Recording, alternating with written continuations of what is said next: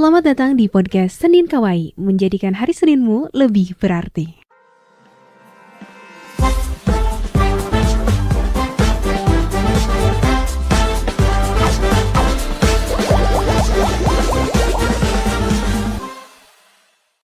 Selamat datang di podcast Senin Kawaii, membuat hari Seninmu lebih berarti. Halo guys, gimana kabarnya di hari Senin tahun 2025? Hari Senin pertama di tahun 2025, gimana kabarnya? Semoga sehat selalu ya.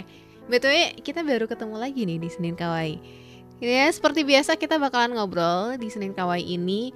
Supaya apa? Supaya hari Seninmu lebih berarti. Dan seperti biasanya aku juga gak akan ngobrol sendirian, tapi aku bakalan ngobrol sama Nadira. Halo Nad. Halo. Gimana kabarnya Nad? Alhamdulillah baik di awal tahun yang baik, semoga ya. Semoga kedepannya juga baik-baik aja ya. Jadi tahun baru, semangat baru, dengan mimpi-mimpi yang baru. Dan di Senin Kawaii hari ini kita bakalan ngobrolin tentang sesuatu hal yang biasanya rentan juga ya dibahas dan perlu banget ada planning. Yaitu kita bakalan bahas tentang financial planning ataupun perencanaan keuangan. Untuk 1 tahun ke depan harusnya kita kayak gimana nih supaya kita gak boros-boros. Nah, kalau Nadira sendiri gimana nih? Apakah sudah merencanakan keuangan untuk tahun ini? Kok tahun depan ya? Tahun ini. Untuk tahun ini 12 bulan ya berarti ya. Betul. Udah sih, aku udah bikin di Google Sheet juga. Jadi aku tuh pengen gaji yang aku dapat itu kayak termanage dengan baik. Terus pengeluarannya itu nggak lebih besar daripada pendapatannya juga. Dan yang penting kalau untuk kedepannya sih pengennya tabungan itu harus lebih banyak ya daripada pendapatan gitu. Nah itu gimana caranya kamu ngelola keuangan itu? Karena kadang kan kita tuh udah ada planning untuk mengelola itu, tapi kadang kan kalau perempuan kadang pengen jajan gitu atau gimana. Itu gimana Nan? Nah kalau aku sendiri ya, aku tuh kayak bikin metode ada 3 tabungan. Oh apa tuh?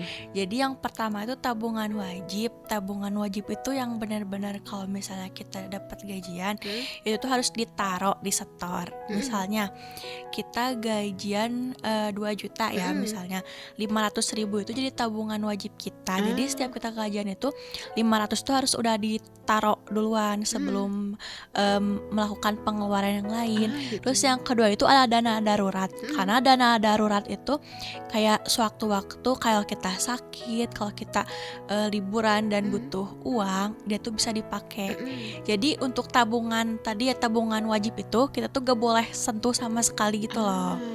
Nah jadi lebih utamain dana darurat ya untuk kayak pengeluaran mendadak kayak gitu. Terus yang ketiga ini ada namanya tabungan sisa. Tabungan sisa ini tuh kayak gimana? Jadi setelah kita buat list, buat daftar pengeluaran kita apa aja, itu kan suka ada kayak sisa uangnya lah. Nah itu aku taruh dan aku tuh kayak misalnya di celengan lah taruhnya atau di dompet secara terpisah untuk gak dipakai. Nah itu kayak bisa juga sebagai dana darurat yang kedua gitu sih kalau aku. Jadi pertama-tama ya nulis dulu list apa aja sih pengeluaran kita untuk bulan depan gitu. Kalau misalnya kita ada cicilan, ada utang, diutamain untuk bayar itu dulu ya.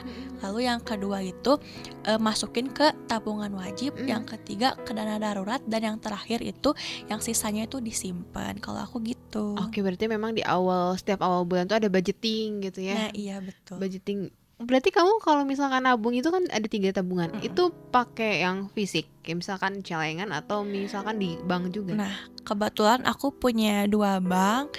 Jadi yang satu itu untuk tabungan wajib itu, yang kedua buat dana darurat, dan yang untuk sisa itu aku pakai celengan sih. Oke. Iya. Seberapa penting sih Nan menurut kamu menabung? Kadang kita tuh ada sih keinginan nabung tapi kayaknya boro-boro buat tabung ya habis lagi.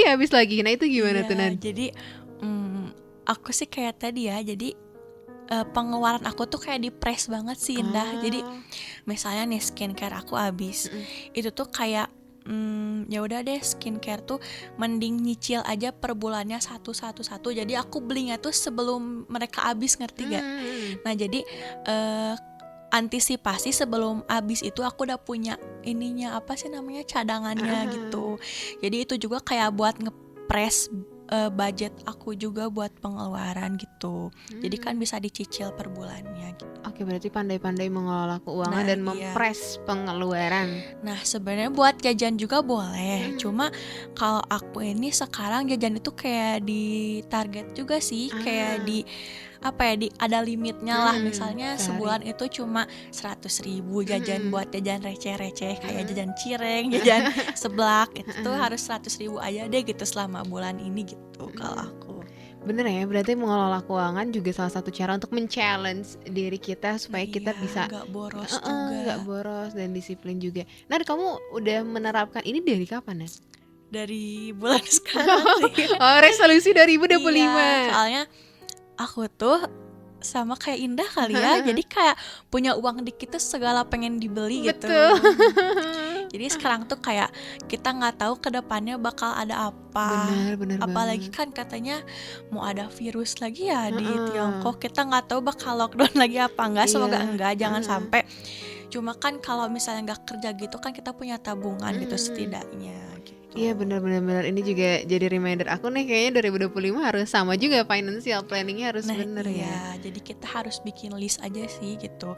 Gak memaksakan nabung itu nominalnya gede, cuma kita tuh harus kayak konsisten tetap dan jangan tercoreng aja sih uangnya gitu, jangan kepake gitu. Itu kadang godaan terbesarnya adalah kadang kita suka pengen make. Iya, pengen aduh ada wishlist gitu, yang belum tercapai nih gitu. Udah nabung tapi tabungannya dipinjem lagi sama kita. Iya, sama kita, jadi kayak ngutang sama diri sendiri kan jatuhnya. Iya. Itu aku hindarin sih, makanya kenapa aku ada dana darurat. Itu tuh biar kalau misalnya minjem ke diri sendiri itu pakai yang dana darurat itu dulu, jadi yang uang tabungan gak aku sentuh sama sekali gitu. Itu berarti kamu kalau persentasenya gimana, Nat? Misalnya dari gaji tuh berapa persen? Aku nggak pakai persentase ya, cuma lebih ke nominal aja sih gitu. Oke. Untuk sekarang nabung itu pokoknya harus di 500.000. Dana darurat itu setidaknya harus 300.000. Terus untuk sisa itu kan gak nentu ya, jadi ya udah seadanya aja dari sisa pengeluaran bulan itu. Oke, menarik banget nih kalau misalnya kita ngomongin tentang financial planning. Tapi juga ada yang menjadi resah nih, anak-anak Gen Z, Nat. Anak-anak Gen Z yang mereka bahasanya sandwich generation katanya. Aduh, gimana nih? Aku juga merasakan ya sebagian jadi sandwich karena ada beberapa tanggungan yang harus dibayar juga. Nah itu udah aku tulis juga sih Indah. Jadi emang benar kita harus ngelis pengeluaran kita gitu. Kalau misalnya kayak ke kantor pakai Gojek gitu juga harus ditulis sebulannya berapa, kasarnya berapa. Emang sih kalau Gojek itu kan seharinya nggak sama ya ongkosnya, tapi kita tuh kayak ngambil ongkos terbesarnya aja misalnya buat gambarannya gitu. Jadi kalau aku kan kayak di rumah bayar wifi. Nah itu dimasukin ke listnya juga sebagai pengeluaran aku gitu. Jadi kalau misalkan teman-teman juga anak sandwich gitu, tetap aja pengeluaran misalkan tanggungan keluarga berapa ditulis aja. Ya tulis aja kan. Kalau misalnya kita ngasih ke orang tua berapa nih, misalnya ngasih ke orang tua 1 juta, itu kan bisa ditulis juga. Itu kan kayak flat ya bahasanya, tetap segitu gitu. Itu bisa ditulis juga. Iya. Ternyata dalam mengelola keuangan tulis menulis itu penting ya. Penting banget sih. Terus kita juga harus harus bisa tahan godaan juga sih. Kita harus punya kemauan yang kuat juga buat nyisihin uang kita gitu. Betul. Terus kalau di perencanaan keuangan itu kalau misalnya mau wishlist kayak konser besar, kayak konser kan itu mahal ya. Iya. Itu lebih baik nabung dulu sih. Dan yang paling penting sih kata aku hindarin yang namanya pay later. Itu tuh kayak bikin berat banget ke kita gitu. Aku belum pernah sih dan nggak mau.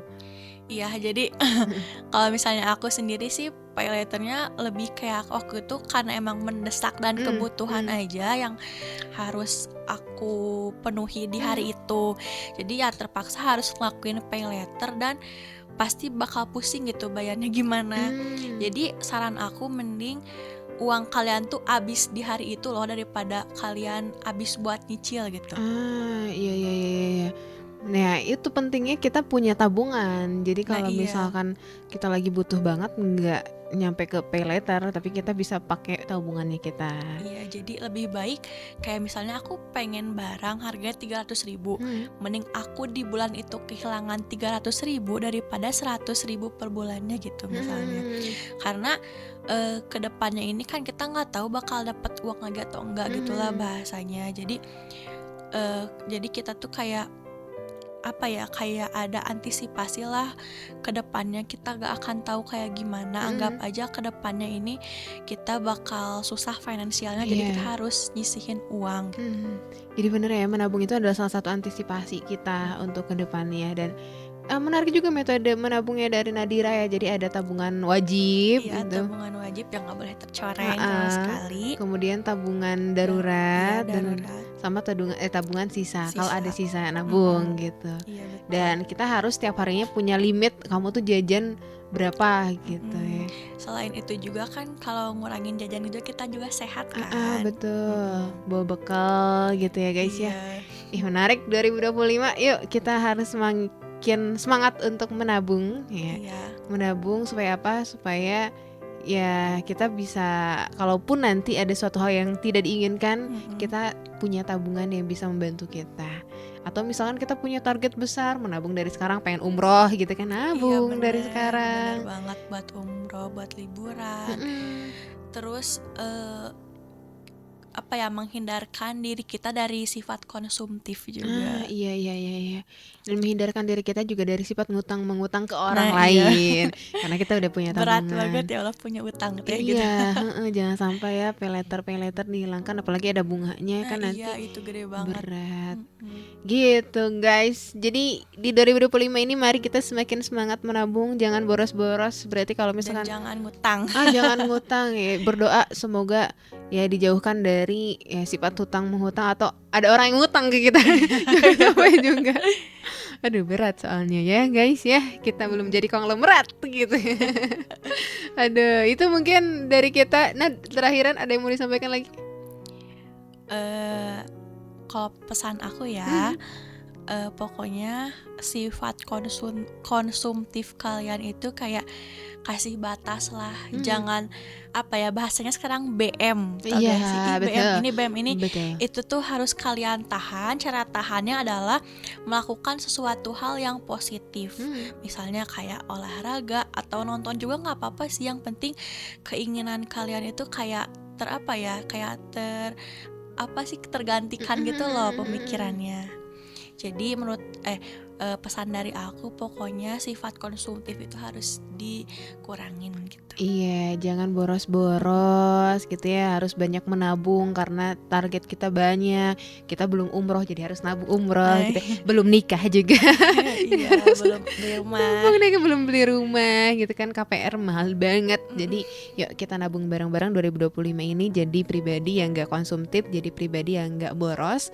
Jadi kita belajar untuk mengelola keuangan. Tadi pengeluaran kita catat juga, budgeting setiap awal bulan. Jadi jangan sampai nanti ketika mau gajian tuh bingung gitu, uangnya udah habis duluan. Iya, Kan bener. kasihan, bingung, stres sendiri gitu.